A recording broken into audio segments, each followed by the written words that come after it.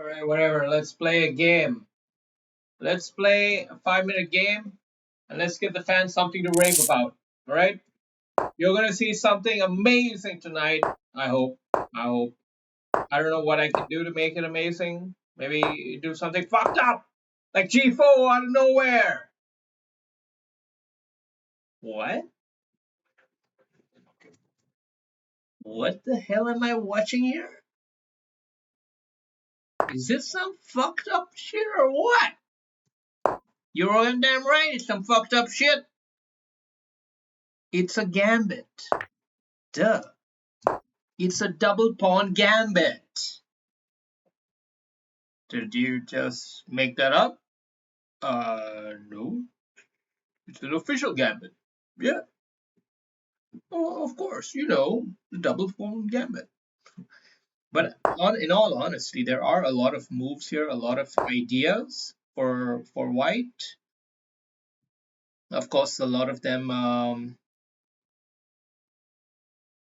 are quite dubious to say the least. But nonetheless, we have an exciting game, and you're going to see a very open position. I'll have piece counterplay. My opponent might have pawns, material advantage, but ultimately, uh,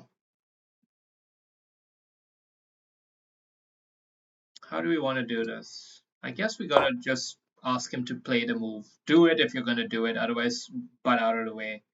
Time to make up your mind. No, he doesn't. He goes for the advanced maneuver, and credit to him for that.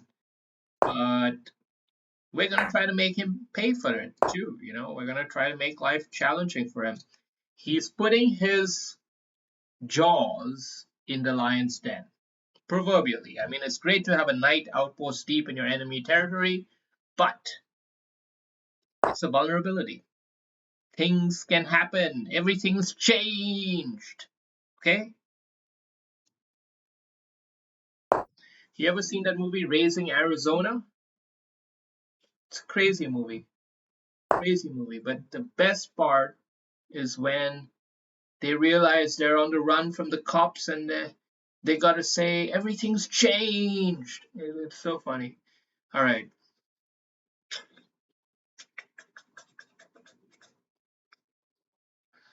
All right. Maybe maybe this is a natural move.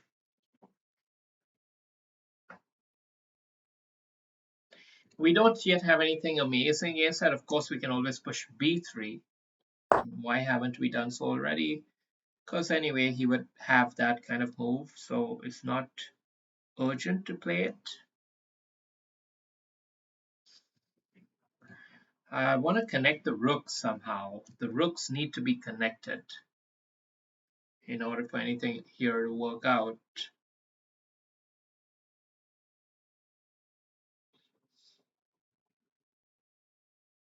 b3 is still playable even still.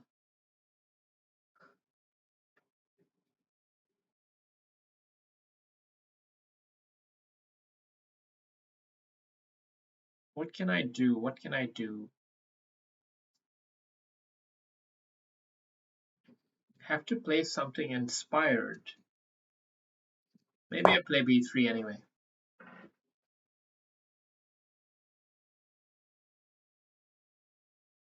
Play b3 anyway, because at least then you get some doubled pawns. Otherwise, this kind of bind could be really menacing to deal with in the long run.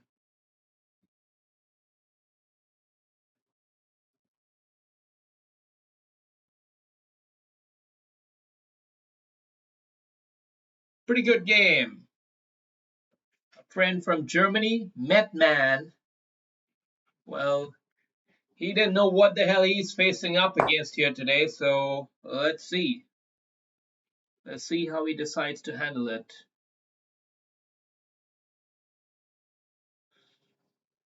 Uh, hmm. I believe I should go up.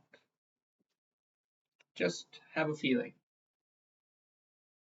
I often have seen pawn structures where you got this kind of setup, and very often the correct move is to just bro past those pawns, you know, dive right ahead. So that's what we're doing here.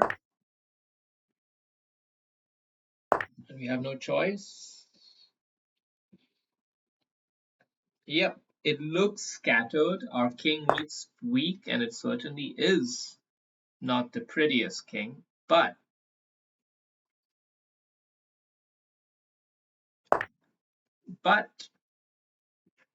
we have pieces on the board.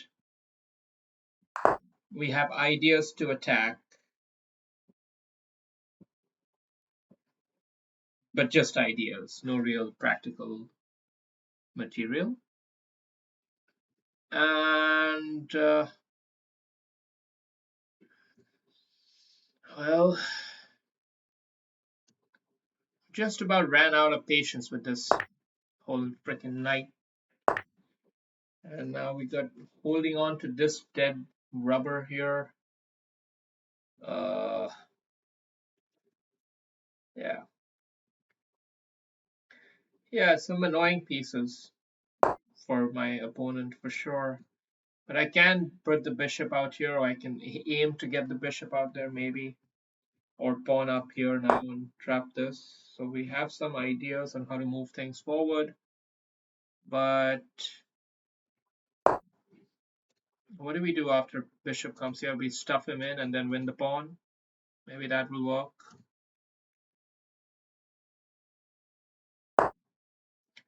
Stuff him in and win the pawn. What else could you do?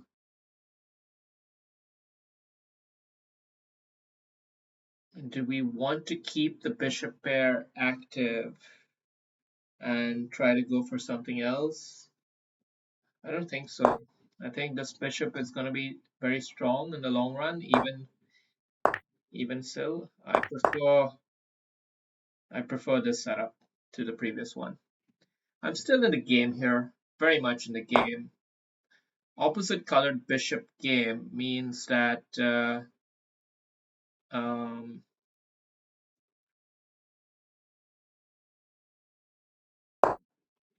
defense is vital. Defense is really important. I do have a very exposed king, so if he can manage to take advantage of that, I'll be in a lot of trouble. I'm trying to do the exact same thing to him. I'm trying to heighten the intensity of an attack right now.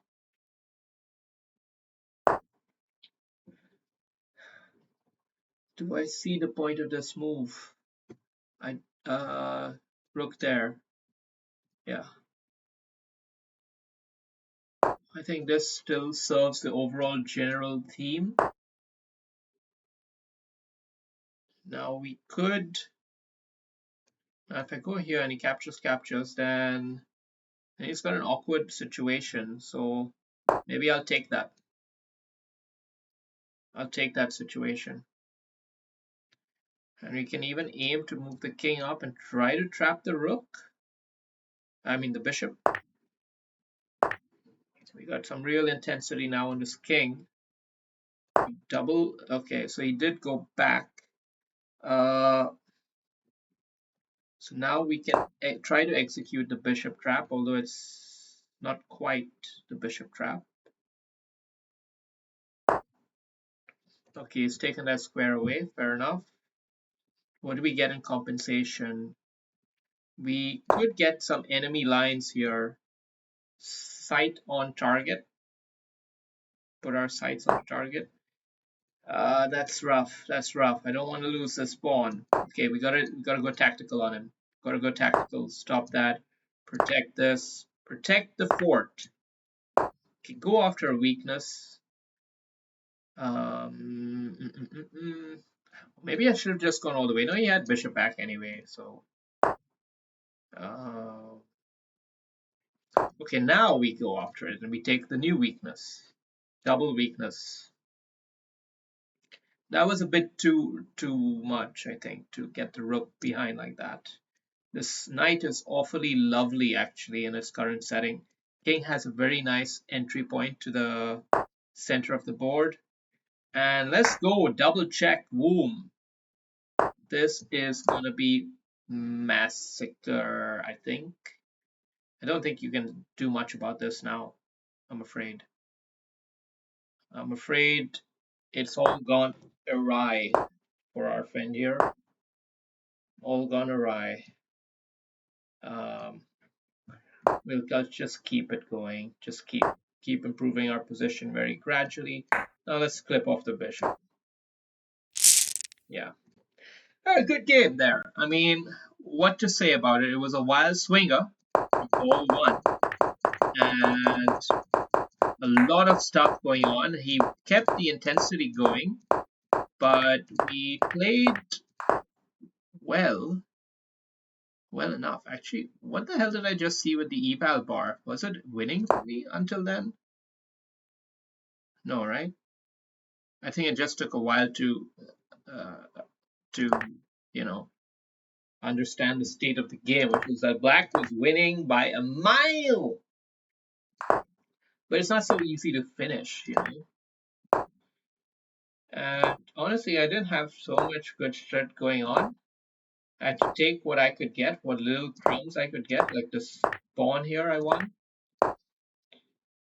But then I think okay, this was a tactical shot he went after, and that actually turned the scales, if you see. Until here, he had good control of the position, but now he's he's not paying enough attention to his defense. He should have just tucked his king away, maybe. But he's going tactical, and actually, it's allowing me to be hyper tactical. And here, I think this move is pretty good. Yeah, it is. Because I knew I had a small edge here in a way, even though I'm a pawn down. I knew I had some very good compensation. And okay, that king move up is probably a bit slow. Maybe rook right away is probably the way to go. But anyway, rook in here. And now I was going to lose this pawn, so I had to execute this skewer, so to speak. And this was the setup. Now I just started targeting the weaknesses. This is Endgame 101, you know, Endgame 101 plays active rooks. Now he's played his rook to defend this, but it allows me to sweep in. And he doesn't have the correct defense. He doesn't have the correct defense at all. What does he gotta do? He's probably gotta do bishop here, right? Then I win this pawn, and you can then probably win this pawn. Maybe. It's a bit funky because of rook check here. So it's very double-edged, and probably the two rooks on the seventh would not be able to finish off the game, and you would have enough compensation here to, maybe the king would have to shuffle in first, or I don't know what, but it's very delicate, very double-edged. That's slam dunk.